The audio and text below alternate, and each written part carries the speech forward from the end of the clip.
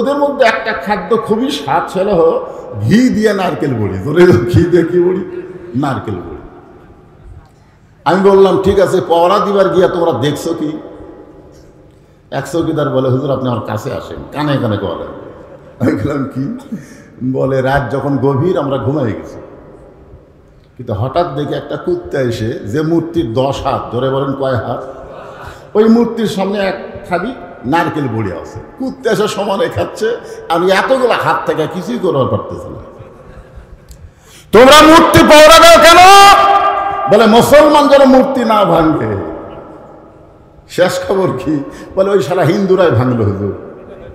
দশমের দিনে ওরাই পানিতে নিয়ে দেয়, একে লাগতে লাগতে সবগুলো ভাঙতে শেষ করে দিল। ওরা মূর্তি ভাঙবে, কোন আপত্তি নাই, কিন্তু মুসলমান মূর্তি ভাঙবে। বাংলাদেশের মুসলমান মূর্তি পাহারা দেওয়া লাগে। জোরে বলেন কথা ঠিক কিনা? কারণ কি? অবশ্যই কারণ আছে না নাই? আল্লাহ কোরআনে বলেছেন অমাইয়াবতাগি গায়রাল ইসলামা দীনান ফালা ইউকবালা মিনহু। ইসলাম ছাড়া অন্য কোন ধর্ম কেউ যদি গ্রহণ করে, আল্লাহ বলেছেন সেইটা কবুল করা হবে না। আল্লাহর কাছে একমাত্র কবুলযোগ্য ধর্মের নাম কি? আর সেই ধর্মে জন্ম নেওয়া আমরা মুসলমান। খুশি না বিদার? তাহলে জবান খুলে বলি আলহামদুলিল্লাহ। আমরা আল্লাহর প্রশংসা করার আরেকটা কারণ হলো, আমরা এমন একজন মহামানবকে আমাদের নেতা হিসাবে গ্রহণ করেছি, যে কিছুক্ষণ আগে বললাম না সাইয়েদেনা। সাইয়েদেনা মানে আমাদের নেতা। এমন একজন মহামানব যিনি লাইলাতুল মেরাজে জান্নাতের মধ্যে ঢুকলে ফেরেশতা জিবরাইল বললেন হুজুর আপনি যদি জান্নাত থেকে বের না হন, আল্লাহ আপনাকে বার করে দিবে না। কারণ জান্নাতের বক্তব্য হলো সালামুন আলাইকুম তিবতুম ফাদখুলুহা খালিদিন। কেউ যদি একবার জান্নাতে প্রবেশ করে, আল্লাহ বলেন তাকে চিরস্থায়ীভাবে জান্নাত দেওয়া হলো। জিবরাইল বলতে হুজুর আপনি যদি বার না হন, আল্লাহ আপনাকে বার করে দিবে না।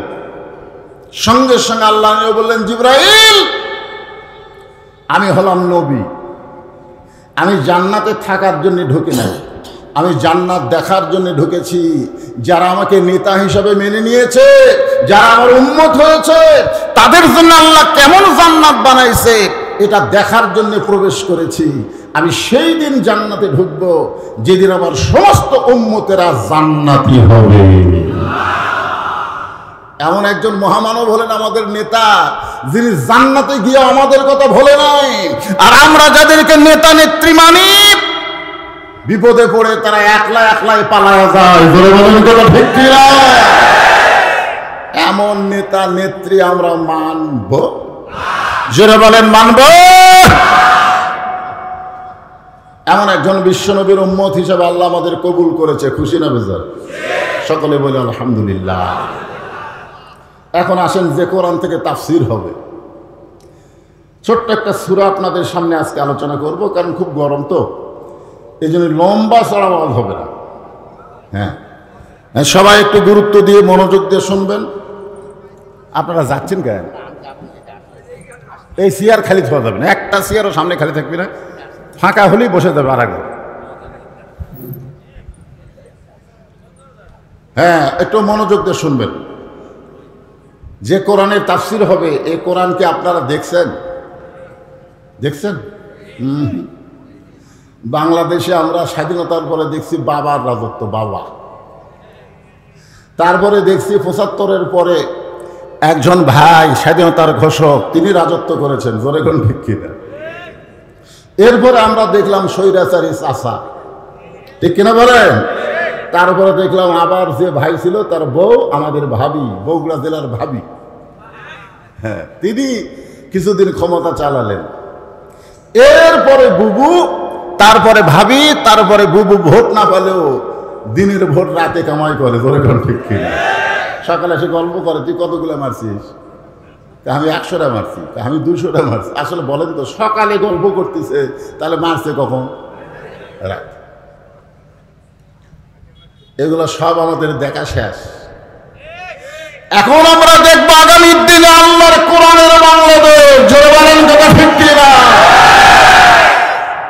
আজকে শুধু কোরআন শুনলে হবে না, বাস্তবে আল্লাহর কোরআন আমাদের একটু দেখা দরকার, ঠিক কিনা বললেন? কোরআন শোনার দিক দিয়ে 1 নম্বর ছিলেন আবু জেহেল, 1 নম্বর। আপনারা তো আমার সামনে বসে বসে শুনতেছেন, আর আবু জেহেলের সামনে বসার কোনো চান্স হয়নি। নবী যখন কোরআন তেলাওয়াত করেছে, চোরের মতন চুপি চুপি দাঁড়ায় দাঁড়ায় পিছন দিক থেকে কোরআন তেলাওয়াত শুনছে। সকালবেলা এসে সভাসদ বর্গের মতন মুখ ফসকে, সভাসদ বর্গের মধ্যে মুখ ফসকে বের হয়ে গেছে। এত সুন্দর কোরআনের বাণী, রাতটা কোন দিক দিয়ে গেল আমি বুঝবারই পারি। সুবহানাল্লাহ খান, এ কথা কে বলতেছে? আবু জেহেল বলতেছে, এত সুন্দর কোরআনের বাণী, রাতটা কোন দিক দিয়ে গেল বুঝবারই পারিনি। আবু সুফিয়ান বলেন, এটা যেই কোরআন শুনতে রাত কোন দিক দিয়ে গেল আপনি বুঝতে পারলেন না, সেই কোরআন গ্রহণ করলে অসুবিধা কি? শুনতেই যদি এত ভালো লাগে, সেই কোরআন গ্রহণ করলে ধরলে অসুবিধা কি? আবু জেহেল বলতেছে, আবু সুফিয়ান, এই কোরআনকে যদি গ্রহণ করা হয় তাহলে তোর আমার নেতৃত্ব চলবে না, আসল নেতা হবে আব্দুল্লাহর এতিম পোলা। আপনারা বলেন তো আসল নেতা কে? মুহাম্মাদুর, আমার নেতা, তোমার নেতা। যারা বলতেছেন না, মুখ বন্ধ করে আছে। হাসর হবে তামার সানি, উম্মত বলবেন পানি পানি। সেই কঠিন দিনে পানি দেওয়ার সাধ্য কারো নাই। যিনি আমাদের পানি পান করাবেন হাউজে কাউসার থেকে, তিনি হলেন আমাদের নেতা মুহাম্মাদুর রাসূলুল্লাহ। তাহলে আল্লাহর কোরআনকে ধরলে নেতা হবে কে? হায় সর্বনাশ! আজও বাংলাদেশে আবু জেহেলের নেতৃত্ব যারা দিবার চায়, তারা কোনো সময় চায় না আল্লাহর কোরআন দিয়ে বাংলার রাষ্ট্র চলুক। জোরে বলেন কথা ঠিক কিনা? আল্লাহর কোরআন দিয়ে বাংলাদেশের রাষ্ট্র চললে আমরা কি পাবো, এইটাকে সামনে নিয়ে ছোট্ট একটা সূরা আপনাদের সামনে আলোচনা করতেছি। সূরাটার নাম হলো সূরা আসর।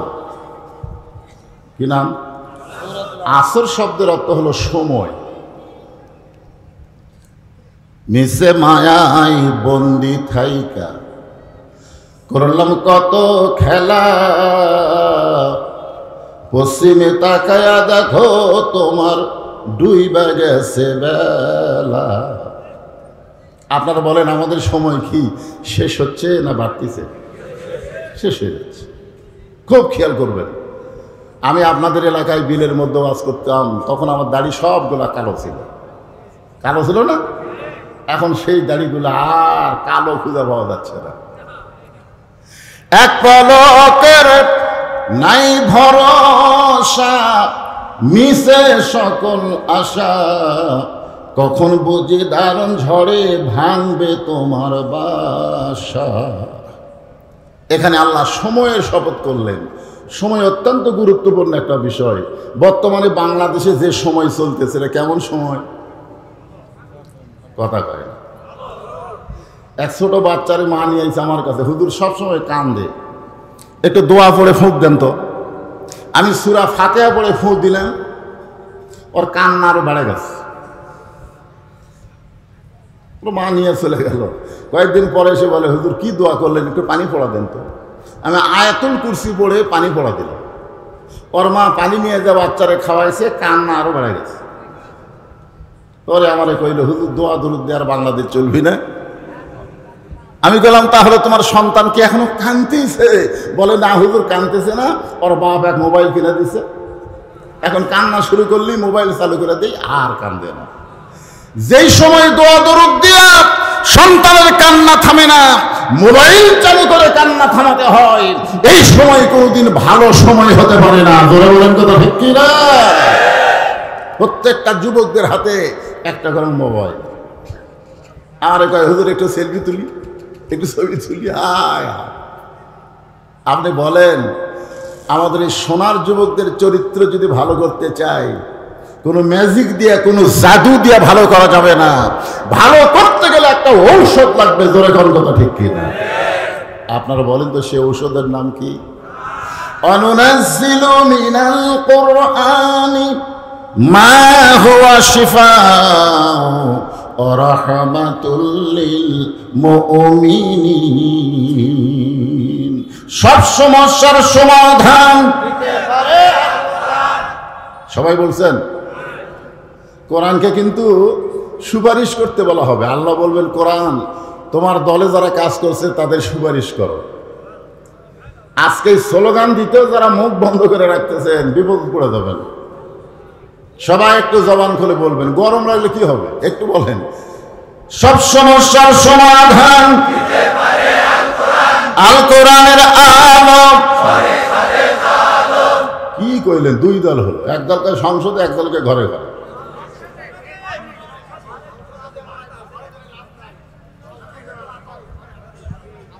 হ্যাঁ আসলেই তাই। এখন সংসদে যদি আল্লাহর কোরআন চালু করতে চান তাহলে সামনে নির্বাচন আসতেছে, ওই কোরআনের পক্ষে যারা কাজ করে তাদেরকে নেতা বানাতে হবে। ভালো মানুষগুলোকে একবার পাঠাতে দেখেন তো, হয়তো বলবেন হুজুর টুপিওয়ালা দাড়িওয়ালা জুব্বাওয়ালা যায় কি? আপনারা বলেন তো বাংলাদেশের মতন ৯৬টা দেশের যিনি খলিফা ছিলেন হযরত ওমর, তার কি মাথায় টুপি ছিল? তার কি মুখে দাড়ি ছিল? তার কি পরনে নবীর সুন্নাতের পোশাক ছিল? তাহলে টুপিওয়ালা দাড়িওয়ালারা শুধু বাংলাদেশের মতন ছোট্ট একটা দেশ না, বাংলাদেশের মতন ৯৬টা দেশের খলিফা ছিল। ধরে বলেন কোনো ঠিক কিনা?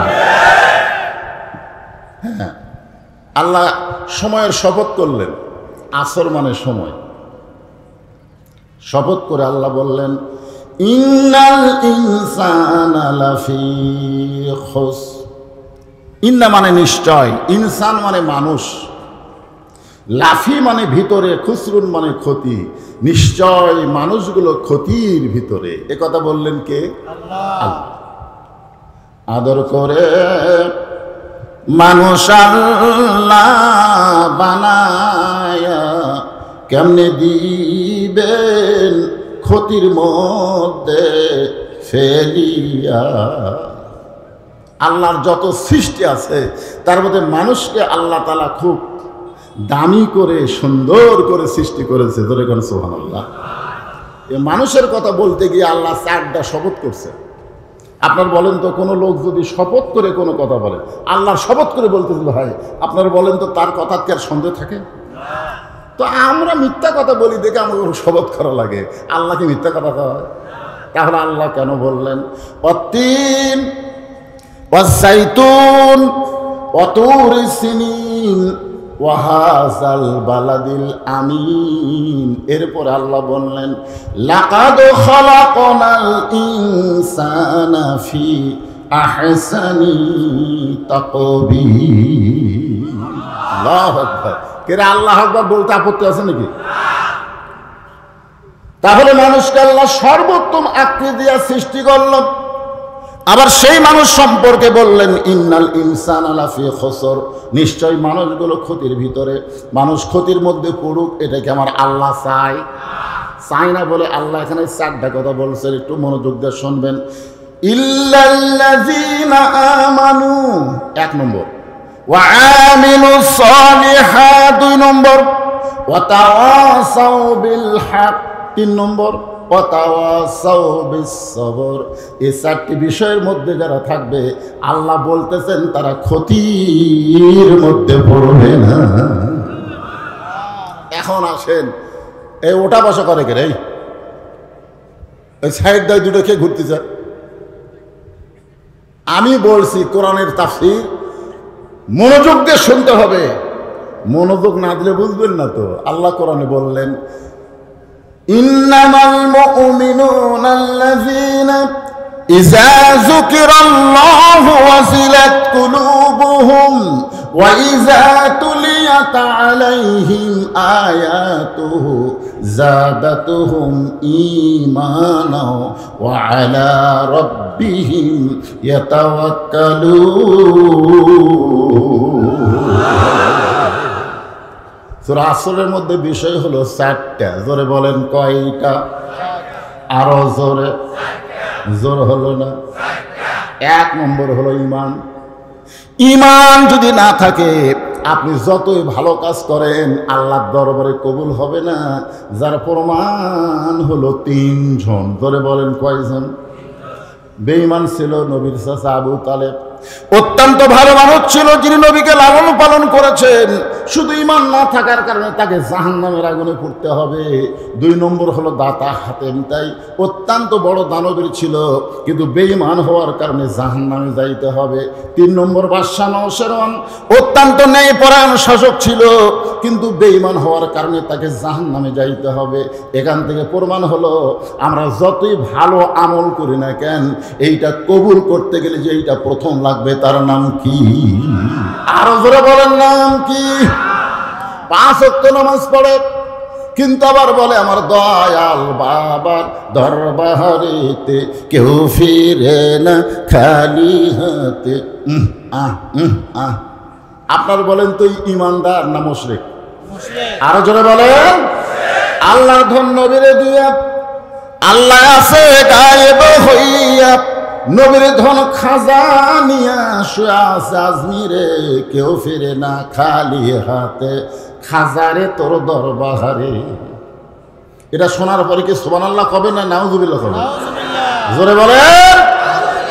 তার মানে বোঝা গেল আপনি যতই আমল করেন, ঈমান যদি আপনার ঠিক না হয় তাহলে একটা আমল আল্লাহর দরবারে কবুল হবে না। এই জন্য প্রথম বিষয় হলো ঈমান। 1 নম্বর কি? ঈমান। আমাদের বাংলাদেশের অধিকাংশ মুসলমানের ঈমানই নেই। ধরেন কি নাই? আসলে মুসলমান দাবি করবেন আর শয়তানের আইন অনুযায়ী চলবে, আর মনে করবেন আমি ঈমানদার। যদি বলেন হুজুর শয়তানের আইন যে চলতেছে আমরা করব কি?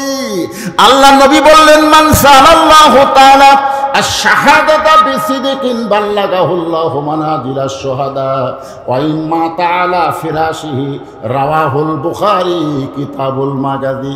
শয়তানের আইন যে বাংলাদেশ চলে, আর তুমি যদি আল্লাহর আইন কোরআন চালু করার জন্য আল্লাহর দল করো, ওয়া ইম্মা তাআলা ফিরাশিহি